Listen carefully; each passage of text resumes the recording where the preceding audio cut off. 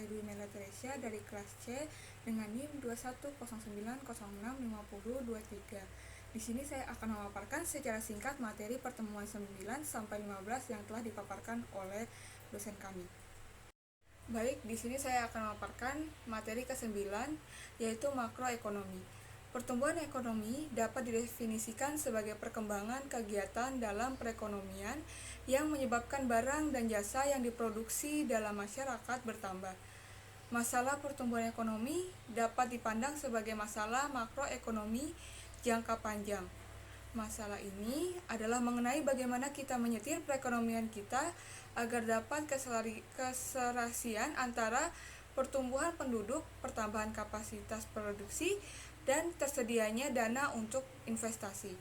Perkembangan kegiatan dalam perekonomian yang menyebabkan barang dan jasa yang diproduksi dalam masyarakat bertambah dan kemakmuran masyarakat meningkat. Masalah pertumbuhan ekonomi dapat dipandang sebagai masalah makroekonomi dalam jangka panjang. Perkembangan kemampuan memproduksi barang dan jasa sebagai akibat pertambahan faktor-faktor produksi pada umumnya tidak selalu diikuti oleh pertambahan produk jasa barang yang sama besarnya. Macro-laissez-faire perekonomian dapat dicapai kemakmuran universal hanya melalui sistem keseimbangan ilmiah, yakni setiap orang bebas melakukan apapun yang diinginkan tanpa campur tangan negara.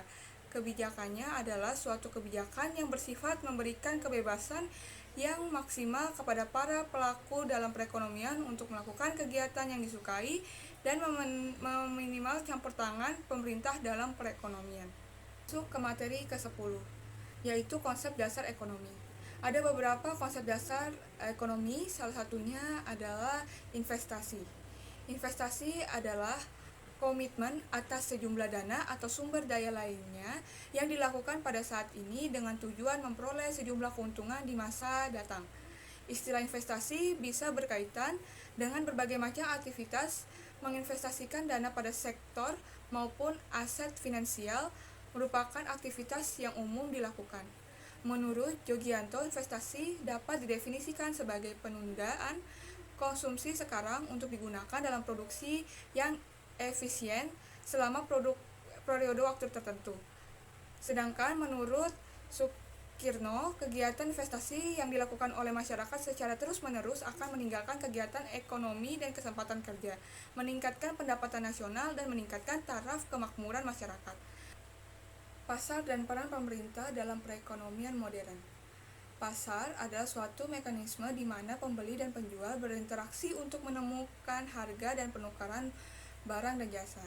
Equilibrium pasar, keseimbangan di antara seluruh penjual dan pembeli yang berbeda, keseimbangan permintaan dan penawaran, menghasilkan satu harga equilibrium dan kuantitas equilibrium. Solusi terdapat problem ekonomi Watt. Yang pertama ditentukan oleh rupiah pengeluaran konsumen dalam keputusan membeli. Yang kedua dimotivasi oleh keinginan memperoleh. Yang ketiga profit maksimum. Hal itu satu ditentukan oleh kompetisi di antara produsen. Yang kedua produsen mengadopsi metode produksi yang paling efisien. For home itu yang pertama ditentukan oleh kuantitas dan harga faktor. Selanjutnya yaitu materi ke-11 tentang ilmu ekonomi dalam menegaskan kemiskinan. Pada tahun 1998, Indonesia memiliki tingkat kemiskinan yang sangat tinggi pada saat itu dibandingkan tahun sebelumnya. Peristiwa tersebut terjadi karena pada masa itu nilai mata uang Indonesia anjlok dan sangat mempengaruhi ekonomi masyarakat. Banyak perusahaan tutup pada tahun tersebut karena banyak perusahaan swasta di Indonesia yang memperoleh pinjaman dari luar negeri yang jangka pendek yang tidak dilindungi terhadap gejolak nilai tukar dalam mata uang sektor Amerika. Kita masuk ke dalam materi kemiskinan.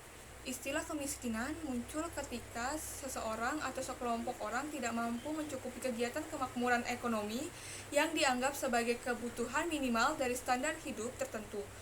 Suatu negara dikatakan miskin biasanya ditandai dengan pendapatan per kapitanya rendah, pertumbuhan tingkat penduduk yang tinggi, Sebagian besar tenaga kerja bergerak di bidang pertanian dan terbelenggu dalam lingkaran setan kemiskinan.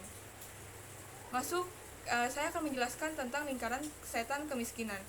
Lingkaran setan kemiskinan adalah serangkaian kekuatan yang saling mempengaruhi sehingga menimbulkan suatu keadaan di mana suatu negara, khususnya negara berkembang, mengalami banyak masalah untuk mencapai pembangunan yang lebih tinggi. Lingkaran setan kemiskinan disebabkan dalam beberapa faktor, yaitu 1. SDM yang rendah. Sumber daya manusia yang rendah yang memiliki negara tidak memiliki banyak keterampilan atau kualitas. Yang kedua, produktivitas rendah. Karena SDM tidak berkualitas, maka tingkat produktivitasnya juga akan rendah. Karena SDM yang tidak memiliki kualitas, maka secara tidak langsung produktivitas yang bisa dilakukan juga akan rendah. Yang ketiga, pendapatan rendah. Karena produktivitas rendah, maka pendapatan juga ikut rendah. Yang keempat, pendidikan rendah. Karena tidak memiliki pendapatan yang cukup, maka untuk melanjutkan pendidikan juga kesulitan, sehingga kembali ke poin yang pertama. Kita masuk ke materi penyebab kemiskinan. Menurut beberapa ahli Eropa mengatakan kemiskinan disebabkan dari diri sendiri karena rasa malas seseorang melihat peluang dalam mencari pekerjaan atau mendapatkan penghasilan. Ada beberapa faktor yang menyebabkan kemiskinan, yaitu 1. Natural. Adalah kemiskinan natural adalah kemiskinan yang disebabkan oleh faktor alamiah seperti karena cacat, sakit, dan lanjut usia. Yang kedua, kultural, mengacu pada sikap hidup seseorang atau kelompok masyarakat yang disebabkan oleh gaya hidup, kebiasaan hidup, dan budaya di mana mereka merasa hidup berkecukupan dan tidak merasa kekurangan. Yang ketiga itu struktural, adalah kemiskinan yang disebabkan oleh faktor-faktor buatan manusia seperti kebijakan ekonomi yang tidak adil, distribusi aset produksi yang tidak merata, korupsi dan kolusi, serta tatanan ekonomi dunia yang cenderung menguntungkan kelompok atau masyarakat tertentu. Kemiskinan yang disebabkan kebijakan pemerintah. Masuk lagi kita ke materi solusi kemiskinan negara. Yang pertama itu kebijakan fiskal. Kebijakan fiskal itu ada beberapa, yaitu subsidi BBM, pendidikan gratis, infrastruktur, sama subsidi kesehatan. Yang kedua ada kebijakan moneter. Yang pertama menurunkan tingkat suku bunga.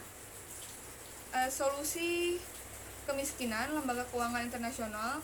Subsidi sektor pendidikan meliputi sarana dan prasarana. Jika sektor pendidikan terpenuhi, maka sumber daya manusia akan berkualitas yang mengakibatkan pendapatan akan ikut meningkat juga. Ilmu ekonomi sangat berperan penting dalam mengatasi berbagai masalah kehidupan. Kemiskinan adalah salah satu yang bisa diselesaikan dengan ilmu ekonomi.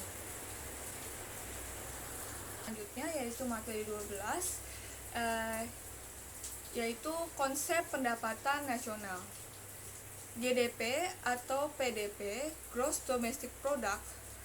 Gross Domestic Product yaitu jumlah produksi berupa barang dan jasa yang dihasilkan oleh unit-unit produksi di dalam batas wilayah suatu negara selama 1 tahun. Kata kuncinya berdasarkan wilayah. Rumus Gross Domestic Product yaitu pendapatan warga negara Indonesia ditambah pendapatan warga negara asing. Contoh, perusahaan Amerika punya cabang di Indonesia. Hasilnya harus dihitung. Kita lanjut lagi ke materi GNP atau PNB atau Gross National Product, yaitu jumlah produk berupa barang dan jasa yang dihasilkan oleh unit-unit produksi di dalam batas wilayah suatu negara dan di luar negara oleh masyarakat selama 1 tahun. Kata kuncinya berdasarkan siapa yang memproduksi wilayah tersebut. Rumus dari GNP yaitu pendapatan warga negara Indonesia dan dalam negeri ditambah pendapatan warga negara Indonesia di luar negeri. Contohnya perusahaan Indonesia mempunyai cabang di Amerika, hasilnya harus dihitung sebagai GNP. NNP atau Net National Product merupakan hasil dari nilai GNP yang telah dikurangi dengan penyusutan modal dalam proses produksinya. Kata kuncinya adalah hanya laba yang dihitung. Rumusnya adalah NNP dikurang GNP dikurang penyusutan. Contohnya, akumulasi laba semua perusahaan milik masyarakat Indonesia.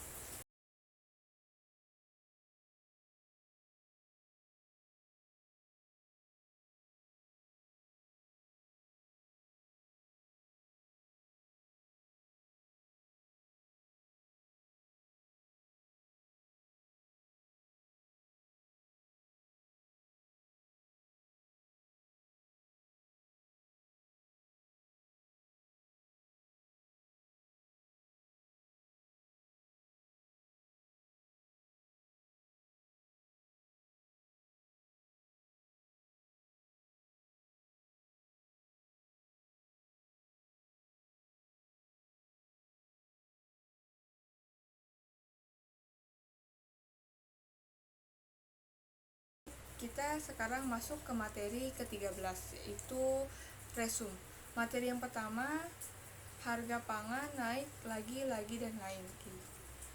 Pada dampak dari kenaikan harga pangan, yang pertama adanya biaya transaksi, yang kedua buruknya manajemen pasokan, dan yang ketiga impor biasanya tidak datang pada waktu yang tepat.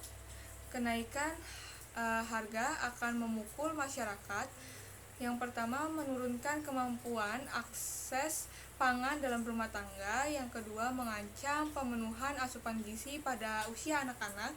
Yang ketiga, mendekatkan pada bencana kekurangan gizi pada anak.